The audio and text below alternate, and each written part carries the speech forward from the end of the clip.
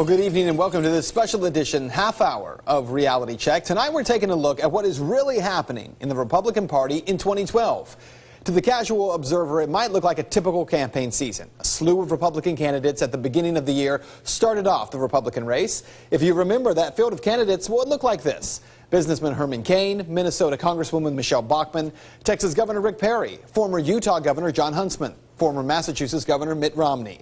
There was former Speaker of the House Newt Gingrich, Texas Congressman Ron Paul, former Pennsylvania Senator Rick Santorum. And as you also know, the field has narrowed. Only weeks ago, we were down to just four: Romney, Santorum, Gingrich, and Paul. But it was in early April when Rick Santorum, who many of the pundits claimed was the real challenger to Romney, decided to suspend his campaign. Only a couple of weeks later, Gingrich did the same. Both candidates quickly endorsed Mitt Romney, which meant we were down to just these two. But according to the national media, that really wasn't the case. We were actually down to one: former Governor Romney. The media saying that he was the presumptive nominee. But what the national media has not told the public is that the Republican race is not won through a series of state contests. It's won by accumulating delegates at state conventions. Those delegates go on to vote for the nominee at the Republican National Convention in Tampa. And as a result, the national media has ignored two very important facts about the Republican race. Let's take a look. The first fact here: even though former Governor Mitt Romney has won many of these beauty contests, he's actually only won a few hundred delegates. That's because the majority of states have not yet held their state conventions to choose delegates. Now, that's not to say that Romney will not be the Republican nominee. He very well may be, but he's not yet. The other fact that they have ignored is that in the states that have held their contests, Texas Congressman Ron Paul is winning large numbers of delegates, and that is leading to massive fights at state conventions across the country. It's also leading many people to take over the GOP leadership in a number of these states, and those people happen to be Paul's supporters. That has also led to Governor Mitt Romney creating a shadow party in some of these states. We're going to get to all of that in just a moment to break it down for you. But before we do, and you may be watching and saying to yourself, what are you talking about? Earlier this week, Ron Paul ended his campaign, didn't he? After all, that was the headline on newspapers and TV stations across the country. It was all over Twitter. Ron Paul drops out. But is it true? Tonight, we begin there.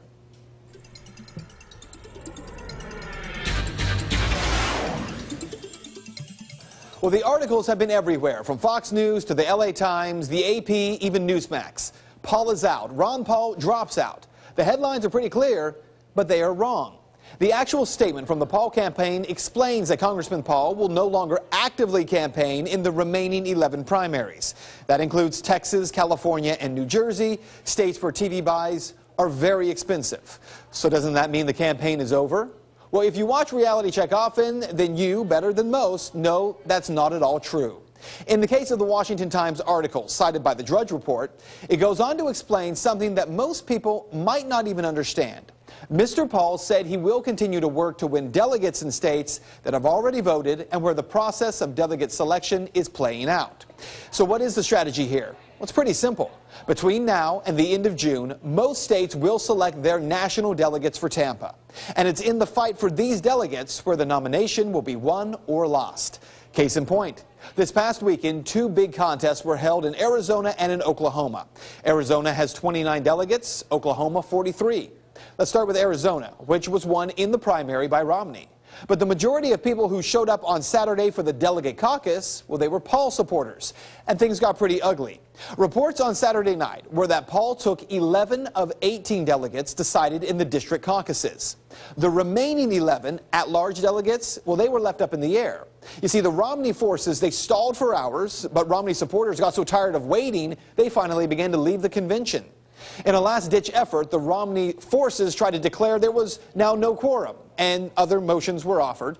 When a vote for the at-large delegates was finally taken, instead of being read aloud, it was sealed, put under lock and key with a promise that GOP leadership tomorrow would count those and sort things out. It took them 3 days to count those, and the list finally emerged. Now we know Paul has only 3 delegates and Romney 26.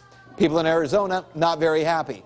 Then you have the convention in Oklahoma. Santorum and Romney forces united to shut out the Ron Paul people at the Oklahoma State GOP convention.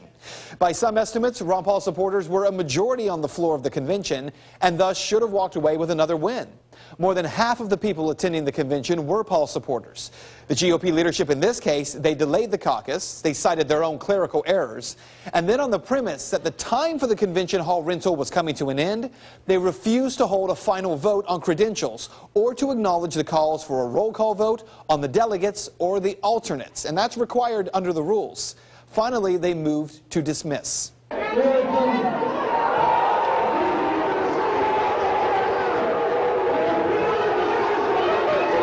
So the convention was moved outside and continued in a parking lot across the street.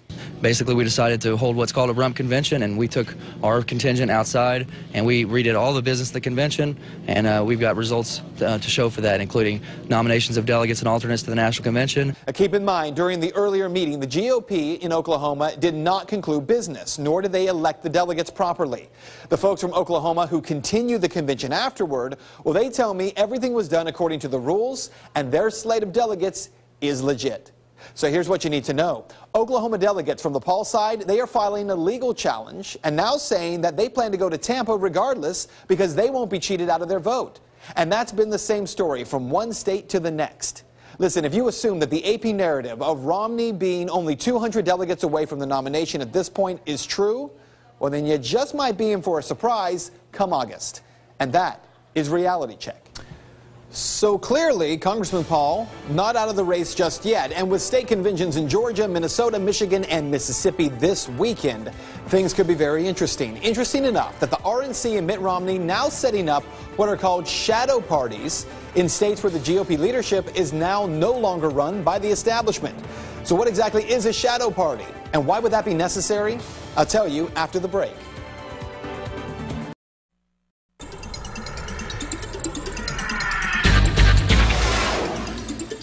And welcome back to this Reality Check half-hour special. Tonight we're looking at the fight for the Republican Party and how this year's primary is about more than just one election. Before the break, we told you how the fight for delegates in the Republican primary is far from over. In fact, it is causing the kind of internal struggle the Republican Party has not seen in at least 20 years. The fight from state to state so intense now that, in fact, in one state, Nevada, the Romney campaign has decided to create a shadow party.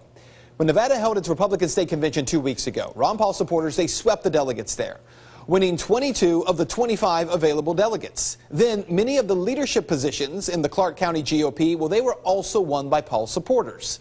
And that led to an official censure of the RNC chairman, Reince Priebus. According to the Las Vegas Sun, Priebus says he was disappointed with that censuring. Again, according to the Sun, Priebus, along with the Romney folks, though, have now decided to turn the so-called Team Nevada office for Romney into a de facto Republican Party. The article goes on to say this, quote, "The goal is for us to be running, get out the vote, running phone programs, voter ID, voter contact, everything through the Team Nevada headquarters," that strategist told the reporter from the Sun. That is, they say, everything the party is supposed to do, except the GOP here can't raise money and has the inmates running the asylum. The plan would be to transfer money directly to Team Nevada. The GOP insider said, quote, "Essentially, we are setting up a shadow state party." So why set up that shadow state party? Because what the Republican National Committee did not see coming at the beginning of this election is what is being referred to as the Liberty Movement. Ron Paul supporters are not just supporting a candidate. Congressman Paul, in many ways, is just a messenger. So what is the message? Well, it's one of small government, of fiscal responsibility, returning to the Constitution as rule of law, restoring individual liberty, and ending interventionist wars, among other things. What the national media is not telling you is that not only is Congressman Ron Paul winning delegates as state contests are being held, but according to the American Conservative magazine, quote, Paul supporters are now state party chairs in Iowa, Alaska, and Nevada.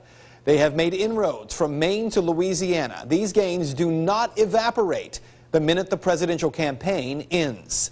So here's what we know. In at least 5 states so far, the Ron Paul Liberty fringe people, well, they're no longer just the fringe. Despite what the national media or the RNC is telling you, these people are now the leadership in many states. And it is in the inroads that they're making, as the American Conservative pointed out, that have ramifications for the party far beyond August in Tampa. And it is the message of former vice presidential candidate Sarah Palin referring to in a recent interview with Fox's Sean Hannity. Listen. Mitt Romney's it now? Do you think it's pretty much over? Well, let me put it this way. I don't want Newt to drop out. I don't want Ron Paul to drop out, because I want debate still on the ideas that both of the other candidates have been able to espouse and explain to the country. I want Ron Paul's message about cutting the budget, about the economic woeful times that we are in and what we can do about it. I want those to continue to be discussed, and Newt has some good ideas. We have all of these problems that have got to be faced as one united America. We have got to get back to the Constitution being the blueprint towards that more perfect union. And if we elect constitutional, common sense conservatives who understand that government is not the answer. Clearly, there is a bigger narrative here than just this one presidential primary election. But what about this primary? Is this contest still up in the air? Can Congressman Paul mathematically pick up enough delegates to win the convention? Well, in a word, yes. And that's because of a little-known rule in the Republican Party that allows delegates to vote their conscience. I'm going to tell you all about that and why it's taking place. Well, it's reportedly sending the Romney campaign into a panic at this point. When we come back.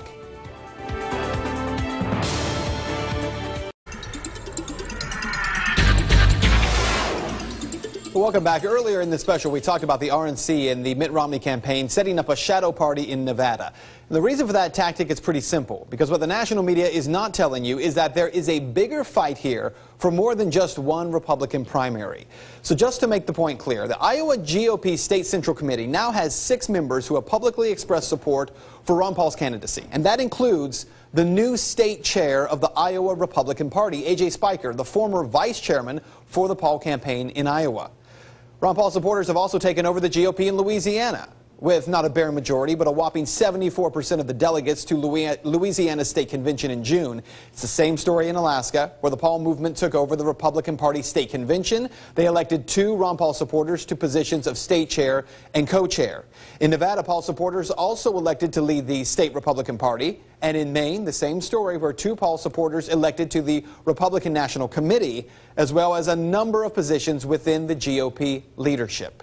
Which is why in an article titled, "Forget the Nomination, Ron Paul's Revolution is Taking Over the Republican Party," W.E. Messmore writes this. He writes, quote, "Whether media commentators consider this change a good or bad thing for the Republican Party and for the future of American politics, they have an obligation to report it to their audiences and to acknowledge just how significant this change is.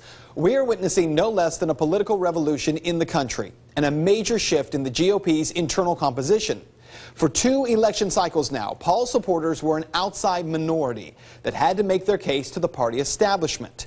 It looks like in 2014 and 2016, Republican candidates will have to make their case to Ron Paul supporters in many places." And that is exactly why Reality Check is covering this primary the way that we are. Too often people believe that our goal here is to promote the campaign of one person, Congressman Paul, or to work to derail the campaign of Governor Romney, and both ideas are simply incorrect. The goal here is to make sure that we are honestly covering what is, in reality, the biggest story of this presidential primary season. In the late 1980s, evangelical Christians began to make their voices heard in politics. It took the media a while to catch up, not realizing that this fringe group was about to take over the Republican Party. It did. Today, candidates can forget about winning the nomination of the party without that evangelical vote. And the same thing is happening again. The media, once again, they don't see it. There is a new fight for the Republican Party, one that will likely turn the grand old party, well, into a whole new party. Thanks for joining us tonight. Those here in Cincinnati, as well as viewers watching our live stream here in the U.S. and around the world. And don't forget, we're always on at fox19.com. Good night.